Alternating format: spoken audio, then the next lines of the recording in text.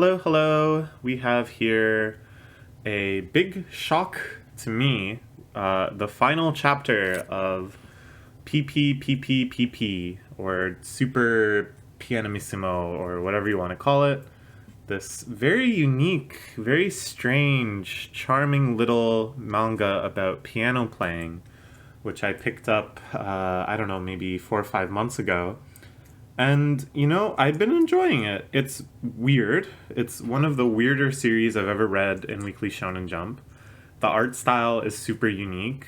The way they do paneling and page layouts and presentations is something that I would expect to see more in like experimental indie manga rather than in the biggest manga magazine in the world.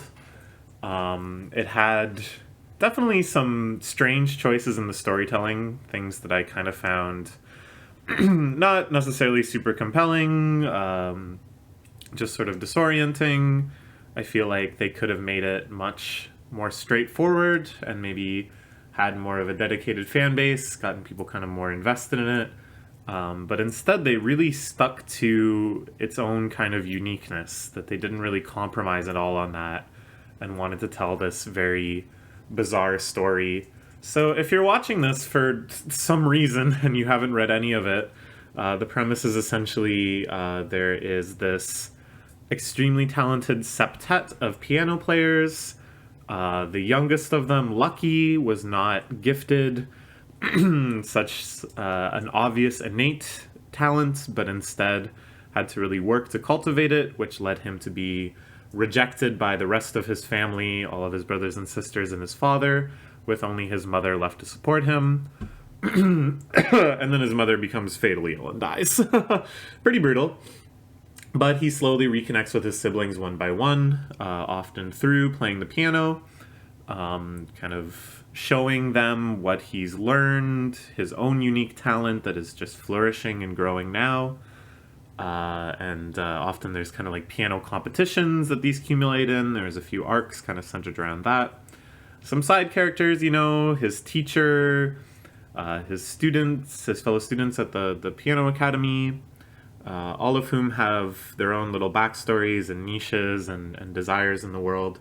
It was one of those worlds that felt quite fleshed out, in that they really drove home, the cultural significance of these famous septuplets and the role piano playing has in this imagined world and stuff. But at the same time, it was just so like kind of sparse and minimal. And it kind of seemed like they were finally stitching together a lot of kind of the lore of the series with this big flashback of one of the main character, Lucky's teachers. And then right in the middle of that flashback, super abruptly, it was like, guess what? It's the final chapter, which is what I'm looking at the first page of here.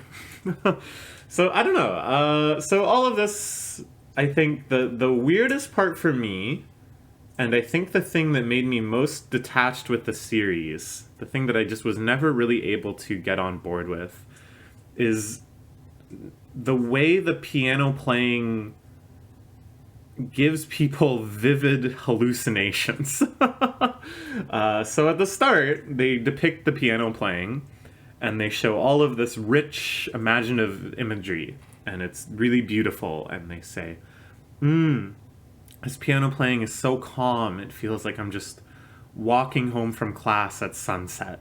It has that warmth and nostalgia and that feeling of returning home. And I'm like, that's beautiful. Like, I like that idea that it's that evocative. But it's not that it was evocative, it's that in this world, being good at the piano literally gives you the ability to make your listeners hallucinate whatever you want. And everyone is having the same hallucination. And like novel information is being conveyed through the hallucination. Like they'd go, what is this that I'm seeing? Oh, it must be Lucky's childhood. Look, those are the septuplets over there. Wow. And it's not anywhere near the realms of possibility, because it's not even that your own emotions are being evoked. You're actually being fed visual stimulus. And I mean, it's not that I'm like, ugh, the Shonen Jump series is unrealistic, ridiculous. It's less interesting to me if it is some bizarre supernatural thing rather than having something that's actually directly linked to the music itself, that you can kind of meaningfully talk about the music by talking about the images. And then also it just kind of led to these like weird like hallucination battles. Like one of the brothers has the ability that when he plays, it conjures up images of a huge carnival, and it feels like you're at this fantastical fair where there's a million things to look at. And then he's like, "Oh, I'm gonna counter that. I'm gonna play in such a way that people think the carnival is like closing down, and it's like the end of the day, and all the rides have already stopped, and that'll like mess with the audience." It's just I don't know. That never. It's like kind of neat, and I get that it's a Weekly Shonen Jump series. So if you're not gonna have a romantic harem rom com, then you have to have some sort of battling. But I don't know. It was again less interesting than if it was just sheer piano playing and people saying, "Oh, this makes me feel like I'm at a carnival or something." It's so light and playful. There the lightness became diminished. Oh, that feels like I'm going home or whatever. Just having that one additional layer of abstraction, I think would have made it a lot more evocative. Anyways, I've been going on for a while. That's what the series is. That's what it's like nice. I liked it. I thought it was very unique in Shonen Jump. I like picturing Weekly Shonen Jump as this huge phone book of manga coming out every week and people flipping through it, and I feel like just glancing at these pages, you know that it's something special, that it's something that, you know, for better or worse, doesn't quite fit into the rest of the magazine. And here we approach the end. Okay. I somehow stopped recording. I'm not sure why. I'm not sure when. Okay. I'm not sure when I stopped recording. I think somehow I hit a shortcut. Let me make sure it's that and it's not that I filled up my hard drive or something ridiculous. Okay. I'll edit these two videos together. Hopefully. Anyways. Yeah, so one strange aspect is that Lucky has being visited by like another form of himself, which is like the form of him where he accepted his like genetic talent and was just like his siblings and gifted at the piano right from birth. I don't know. Okay. If I'm here, then that means I'm dead. This body chose me. I've kept you locked up in here. And why am I here? All seven of us have to play piano together. That's like his dream, is that him and all his siblings will reconcile and reconvene and play a piano all together. Okay. That ends now. Starting today, I'm the one who's been chosen. I'm gonna lock you up in here. Think about this paneling though, right? Like, this is the last chapter of your series. This is your last chance to tell your readers anything you'd want them to know. Anything, you know, to wrap up the story, to give them catharsis, to see the characters off. The traditional things you would do at the end of a shonen series. And the way this is paneled, one page, 2 dialogue bubbles, 4 words total. Then one page is just one panel. Next page is just one panel. Next page is just one panel. This all could have been one page. The first 5 pages could have just been one page. I'm not complaining, right? To be clear, I don't think this is like a bad thing. It's just shocking. It's just genuinely shocking that this is how someone who made it to Weekly Shonen Jump has chosen to write their manga. It's pretty cool. It's pretty out there. And I hope people continue to push for experimentation like this in such a mainstream magazine. Yet again, one page, one panel. Can't do that. You have no right to do, say, or think that. Ha ha ha. So you've always denied me, but it looks like I'm needed for this body to live. I can't think like you. Allow me to ask you one last question. Alright, this is the first one that looks like a normal manga page. This is their version of a busy exposition-filled page. We have a whopping 4 dialogue bubbles and like 3 or 4 full sentences. Crazy. And then we go back to spooky inverted color page, one panel per the whole page. What do you think of me? I think you're no good. Something's wrong with you. But if it suits me, I can use you.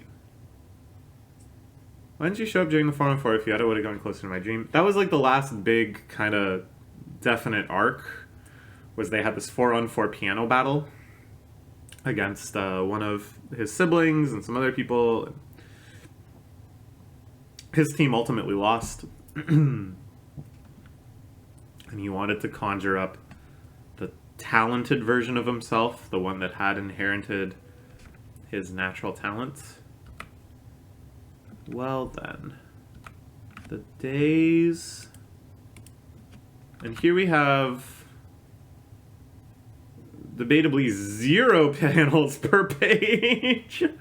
Just brief flashback shots of miracles are over.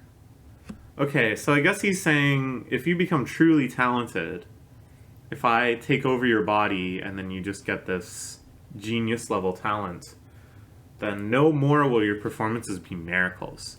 Which is how it was always kind of framed before. Like, he's not that technically proficient, he's not gifted, he doesn't play in the confident, natural way all of his siblings does, but he's able to do things that feel miraculous. And it's like, wow, from such like a simple, humble performance, playing so quietly, which is like the title of the manga, doing this, doing that, oh, you're still able to conjure such a rich vision. You're still able to conjure a vision that like taps into my dreams.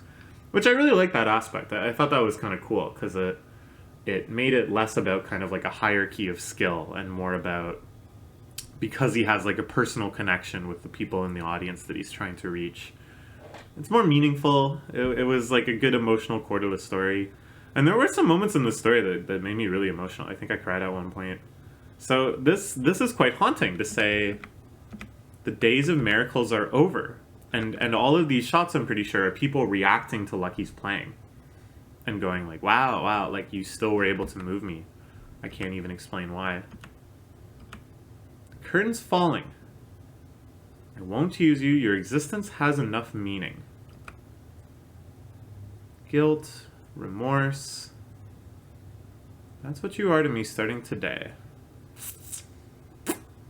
What the heck is going on? They got like 3 more pages to bring this one home. This is so strange. This is so strange. I've never seen a manga end like this, let alone one in Weekly Shonen Jump. It's like something out of very late stage Evangelion.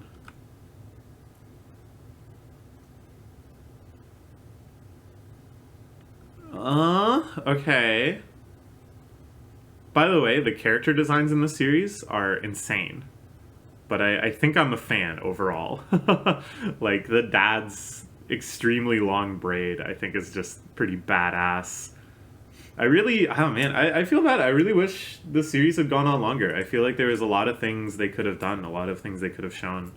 Like, for example, there was one of the siblings looks exactly like Beethoven. He deliberately tries to look like Beethoven. And he got like 1 chapter, and I was so hyped up for this guy. Because it was like, you know, it seemed like there was going to be an arc for kind of reconnecting with each sibling. And they kind of got like more wild and extreme in their personalities. And this guy hadn't really done much yet, so I was like, woo.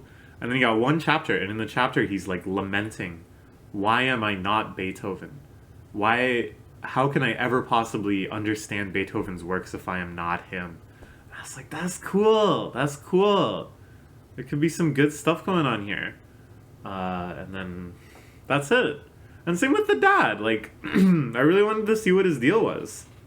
The series does a good job of presenting people who are unreasonable and awful, and his dad was super unreasonable and awful to him.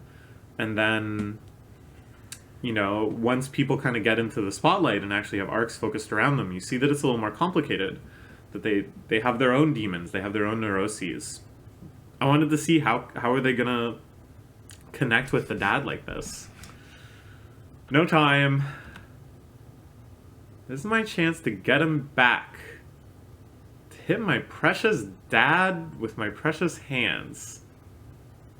And then I don't know what is going on here. Someone else, the other Lucky, says to him, it's wrong to hit a parent. It's important to respect your parents. They're at his mom's grave, by the way, I'm pretty sure. When he's having this whole existential crisis of identity or whatever is happening. He's kind of dressed like Shinji, too. But he kind of looks like an insane version of Kaoru. What's going on?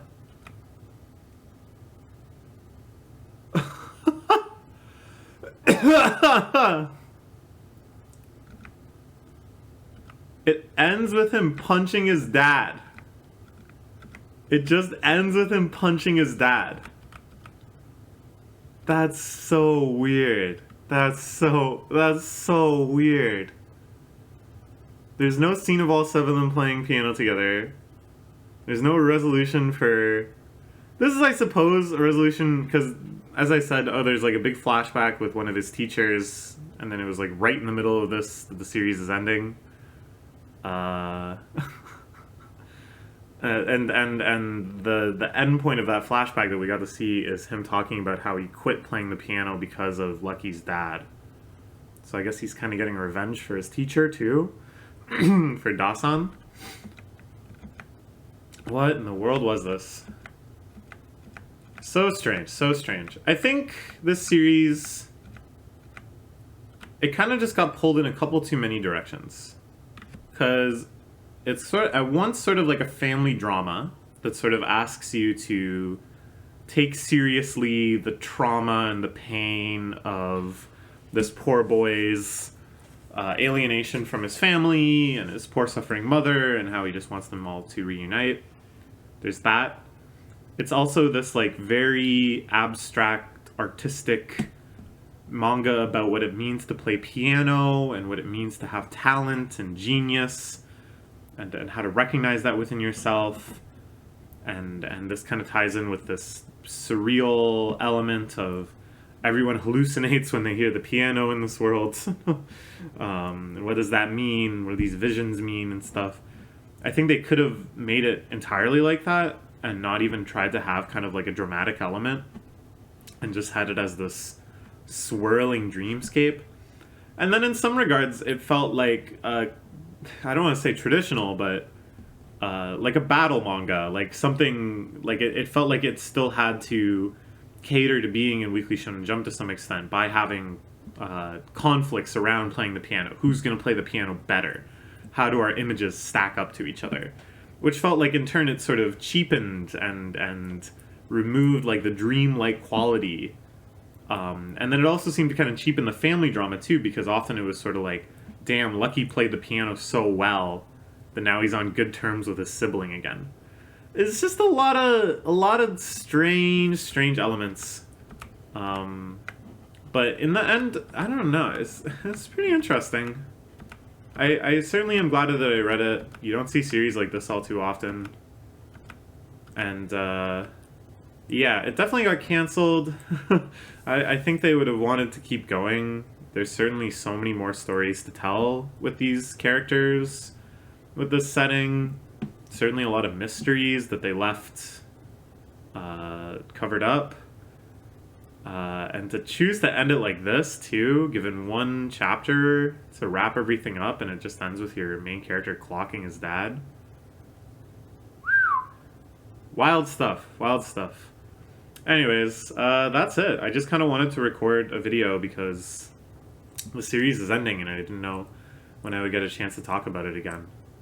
I assume if you're watching this, you've been reading it too, but if for some reason you haven't, I would recommend checking it out. It's really a pretty bizarre, one-of-a-kind series. Alright, that's it. Let's read One Piece. Bye-bye.